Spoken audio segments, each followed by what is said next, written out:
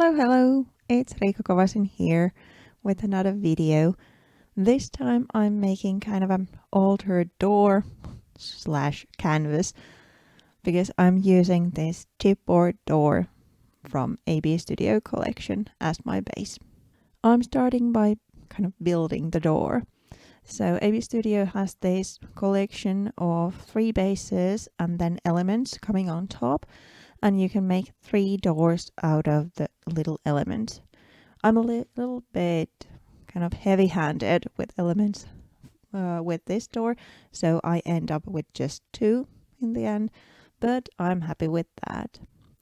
As you can see, I'm using the kind of leftovers or the bits going to the other door as my guides to get everything straight. I'm using just regular craft glue to put the pieces together. When I then have the piece assembled, I'm using white heavy gesso to add a white layer on top. This I'm doing for 2 reasons. First, to get this kind of nice white background, and also to make the layer non-absorbing. Also, this allows me to kind of get rid of those darker edges that are in the chipboard. I dry the gesso layer and then start adhering elements on top. First, I'm adding some collaging, and I'm using a matte collage medium to adhere these rice paper flowers on top.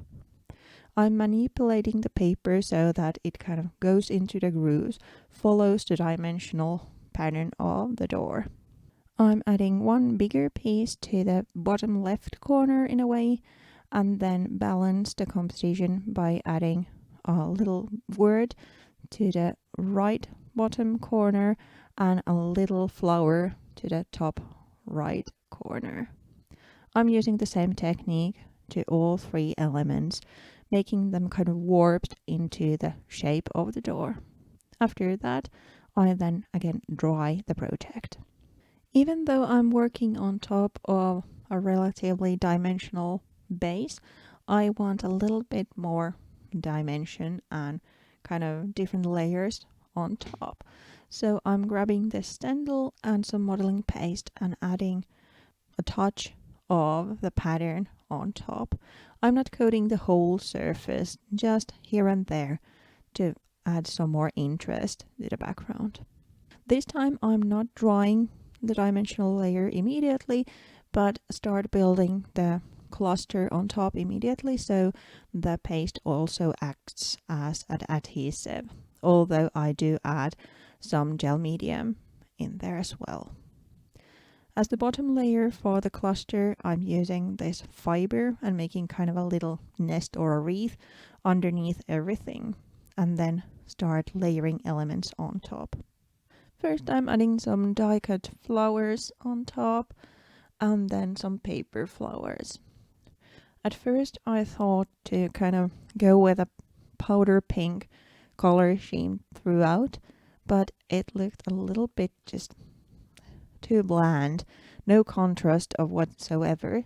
So I draw inspiration from my last project and mixed in some blue, and that made a whole lot of difference. So first I'm picking just these pink flowers to go on the composition, but then I'll bring on some dark blue patterned ones as well and adhere those in.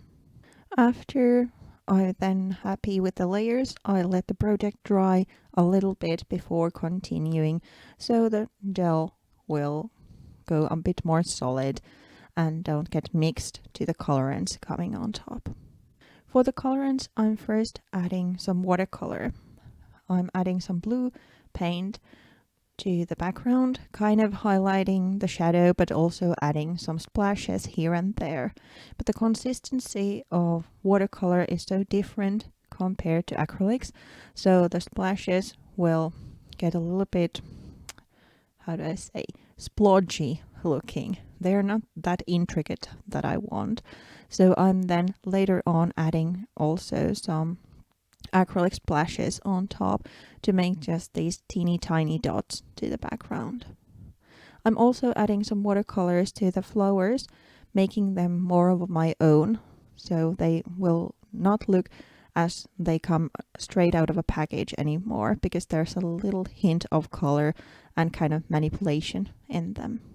As a finishing touch, I then add some blue rhinestones here and there, and that's it. The project is then done.